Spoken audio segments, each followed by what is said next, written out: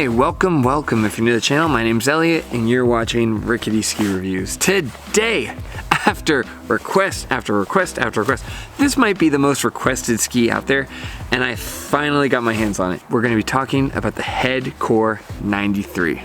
Now, this was sent to me by Head. They shipped it to me. I'm gonna ship it back, but a big shout out to Head for sending these. I get so many comments, so many requests asking me to test these skis, and now that I finally skied on them, I completely understand why.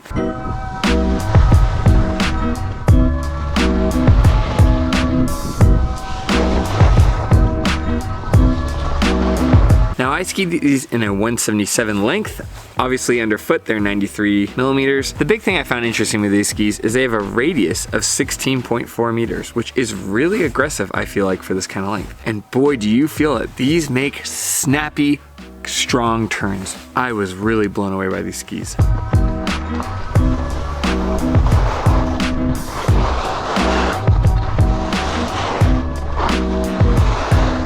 These skis retail for $750 typically, but you can get them right now for last year's model for $379.97 from Evo. I saw a bunch of different sites where they're on sale. I'm not sure why there's still so many kicking around, but you can absolutely find them for a very affordable price. Obviously, that's the sale price versus the new price. Typically, if you're gonna want to be able to get them in whatever length you want, you're looking at about $750. But I very frequently have seen these skis for sale. But I've been watching the pricing. You can very consistently find them for under $400. This year's a little weird. The sales have been stretched out longer. So I'll put a link down to last year's ski if that's something you're interested in. Just wanted to give you an idea of the specs and the price. Now, let's jump into the review.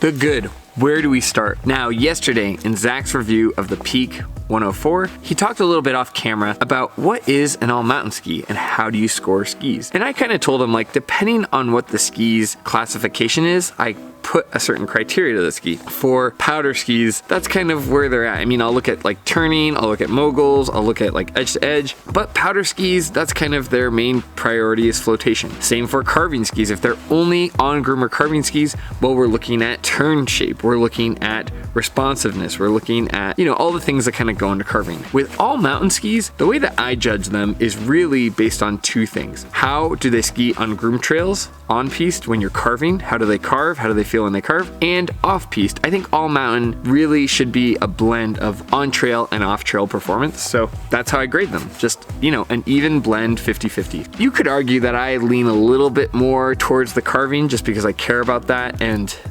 reasonably, that's where you're spending a lot of your time. But I think a good all mountain ski should be able to do both. So why am I bringing that up? Because these skis are probably one of the most well-balanced blends of both that I've ever seen. These skis do a fantastic job on all terrains. They do a phenomenal job carving. They hold my turn all the way through. They load up in a really smooth fashion. They punch me out of the turn at the end.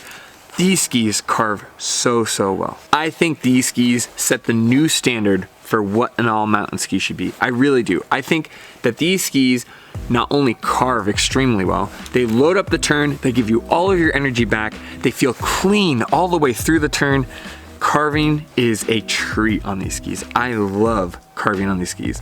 I feel like the timing is really well balanced, where you're not spending too much time on your tips and you're not spending too much time on your tail. You load up the ski, and if you kind of get your body in the right position, it'll shoot you out of that turn. Really a pleasant carving experience and very stable while you're in the turn. Now, the next thing I really like about these charge through heavy conditions. I never felt like there was a point where this ski was unstable. I felt like it just chopped right through heavy conditions, light conditions, soft snow, hard snow. Right now has been a really tough season, and you're kind of seeing all conditions, and this ski just shreds through all conditions. I really enjoyed skiing on these.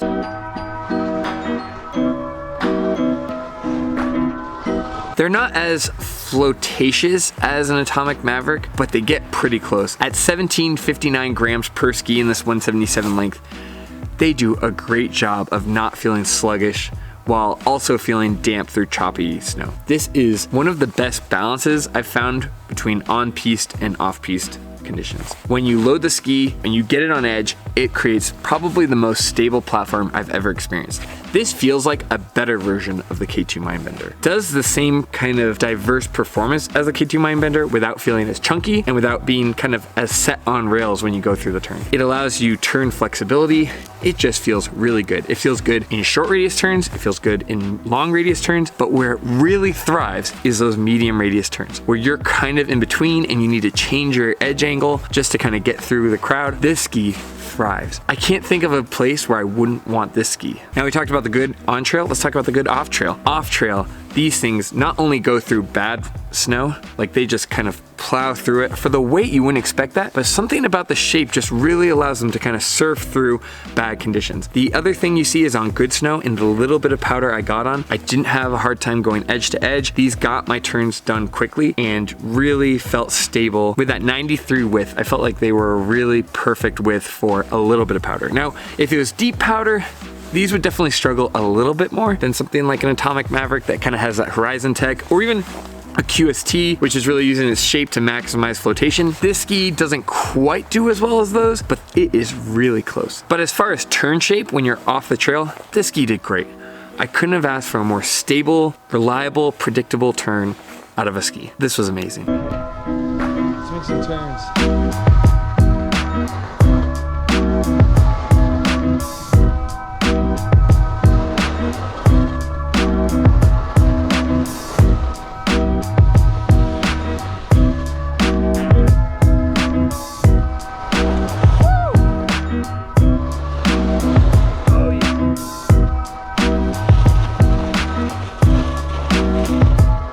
Next, let's talk about the bad. And honestly, there's not a lot bad here. I could talk about the good for days on end. I love the turn shape. I love the way they felt underfoot. I love the way they felt off trail. These skis are really just a masterclass in what an all mountain ski should be. We talk about skis that like people in the shops recommend to everyone. I don't know why this isn't one of them. This should be a ski that is so easy to recommend because it just performs on all parts of the mountain that you would want it. If you're somebody who knows how to load a boot and who knows how to carve, check out these head cores. But like I said, now that we've talked about the good, we're gonna talk about the bad, because you know what?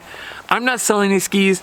I don't care if you buy them. I'm gonna tell you the truth. And the truth is that this ski has a few minor flaws in an otherwise overall astronomically good skiing experience. So let's talk about the weak points. The weak points in the ski is that sometimes the turn initiation can be a little bit on the sluggish side. It's probably better than 90% of other skis, but something like a Fisher Ranger, something like an Atomic Maverick or a Salomon QST, they can initiate their turns a little bit quicker, especially the Atomic Maverick. These don't quite get to that point where I felt like they could just snap into the turn on a whim. These needed pressure built up, but when you do get in that turn, this probably feels the best out of any ski I've skied on this year. This might be one of the best feeling carving skis, but all things being honest, the turn initiation is not as quick as some of its rival skis. So I'm just gonna be honest about that. The other thing I noticed in these loaner skis, there's a little bit of delamination happening at the tip. It's really profound, probably cosmetically, because you have black and gray over yellow, but it is happening. And the only reason I bring that up is because while I was shopping for these skis on Facebook Marketplace, I saw the same thing. They don't seem to have the best construction for preventing delamination on the top sheets. So a very cosmetic thing. I don't think these skis are gonna fall apart by any means, but you know, you are gonna notice that chipping, and I've seen it with every single other pair of skis I saw on Facebook Marketplace. I saw it at the Ski Swap, I saw it at Facebook Marketplace, so if you're buying these skis, you're gonna find that out eventually. So I wanna be honest with you about drawbacks that I noticed. Now, that being said,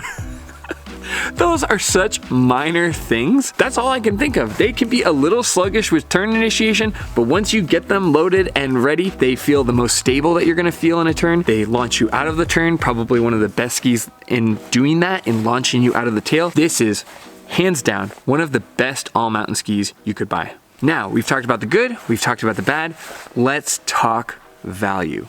These retail at about $750. Pretty typical for a new ski, maybe a little bit more than some of its rivals, but I constantly see these steeply discounted. For whatever reason, their threshold for what they let people discount these skis is so much more aggressive than other companies. I see these skis for $350, I see them for under $400. There are a lot of good deals on getting head cores. The retail price is a little bit above, but on the off season, they are aggressively priced. You know, all things being equal at $750, I do think this is a good value because it sits perfectly on the fence between off-trail and on-trail performance, that it does excellent in both. It creates value. If you like carving, it really carves well. If you want to go off trail with them, it feels good off trail. These skis just set a whole new standard for what a good all mountain ski should be. Value-wise, $750, I still think that's a fair value. And on top of that, if you're looking in the off season, you can get these for a screaming deal. Under $400 and I got a Headcore 93, I would be very happy if this was my only ski. So I think the value gets a high rating as well. I just think that it doesn't quite hit that gold standard of an Atomic Maverick 88 Ti. Maybe I just need to try a narrower version, but I'm gonna be honest with you. That being said, if you're looking at the rival Atomic Maverick 95 Ti, these perform better than that. These are a little bit snappier than that ski. So if we're going apples to apples, where you've got a 93 versus a 95, I like this ski more. But if I'm looking at like my favorite all mountain ski, I still like my Atomic Maverick 88 Ti. So I'm gonna get granular, but I love this ski so much, and as you get towards the top of performance, it does get more granular. So I'm gonna give this ski a 9.2 out of 10.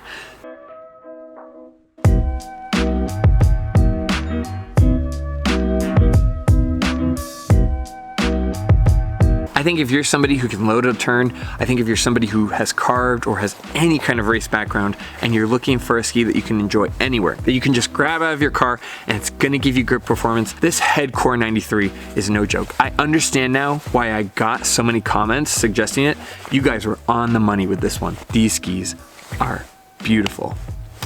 They are absolutely fantastic. They're stable in big turns. Their carving initiation feels pristine. I can't think of enough nice things to say about these skis.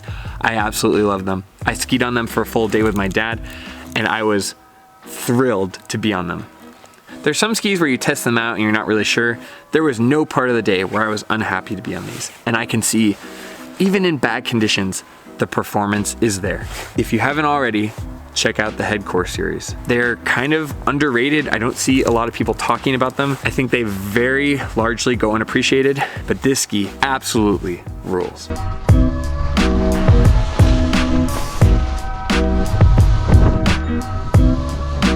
So anyway, that's my review of the Headcore series. I think you honestly might be able to make an argument that that is the best value you could get out of a ski, just with the performance and the price. Again, the price normally isn't better, but I don't know, like that's retail and I can still see them for under $400 in January now. So the value one's kind of tough to gauge, but I do think at under $400, that is the best value that I have come across so far. In all my years skiing, this is the #1 value I've seen. Anyway, that's my opinion on the Headcore 93.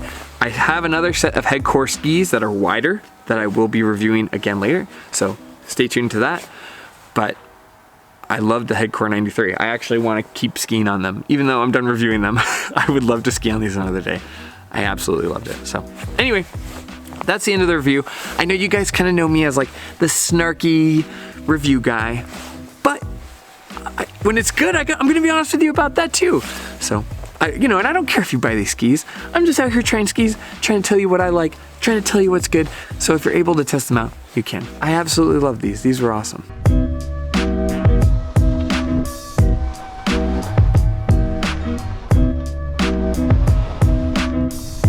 A big shout out to Head Skis for sending me these. They did not pay for this review. It was completely just them sending me skis. I tested them and I'm gonna send them back, but I do appreciate Head for sending these out. I can see why you guys were so confident about these skis, and I really appreciate you allowing me to kind of put them under the microscope and be really critical of them, and I was absolutely blown away by these. I think in an alternate universe, had I skied on these before the Atomic Mavericks, these might be my daily driver. But for now, they are sitting at a 9.2. the second highest rating I've ever rated a ski, above Stokely Storm Riders, above Volcom M6 Mantras.